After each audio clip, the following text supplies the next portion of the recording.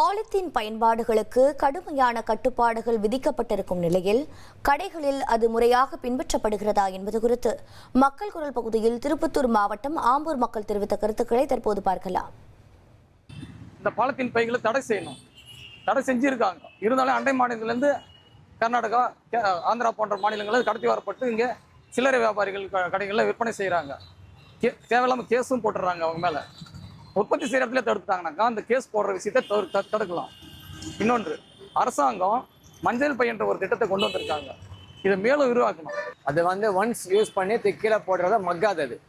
அதை ஆடுகள், விலங்குகள், மாடுகள் எல்லாமே சாப்பிட்டு அது வயிற்றுக்குள்ளே இருந்து அதனுடைய அழிவுகள் ரொம்ப அதிகமாகிடுது. ஆனால் அதை தடுக்கிறதுக்குள்ள நடைமுறையை மஞ்சப்பை மூலயமா தடுக்கலாம்.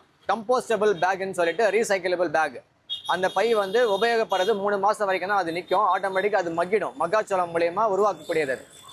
அந்த பைக்களை உருவாக்கி கொண்டு வந்தாங்க. அதனுடைய விலைவாசிகள் கொஞ்சம் அதிகமாக இருக்கிறதுனால ஜனங்க மத்தியில் ரீச் ஆகலை. இங்கே யூகேல இருக்கிற இதுலலாம் பார்த்தீங்கன்னா ஒரு பிளாஸ்டிக் பேக் கடைக்கு போய்ட்டு வாங்கினோன்னா ஒரு பிளாஸ்டிக் பேக்குக்கு 10 pence, அதாவது நம்ம ஊர் காசுக்கு ஒரு 10 ரூபாய் வரைய சார்ஜ் பண்ணுறாங்க. அந்த மாதிரி நம்ம ஊரில் ஏதாவது சார்ஜஸ் போட்டாங்கன்னா மக்கள் ஒரு விழிப்புணர்வு, என்னத்துக்கு நம்ம இந்த எக்ஸ்ட்ரா பைசா சும்மா பேகுக்கு கொடுக்கணும், நாமளே வீட்டில் இருக்கிற உபயோகப்படாமல் இருக்கிற பேகை எடுத்துன்னு போயிட்டு அதிலே திங்ஸை வாங்கிட்டு வரலாம், எல்லாம் பேப்பர் பேக்கை தான் வாங்கலான்ட்டுன்னு தோணும்.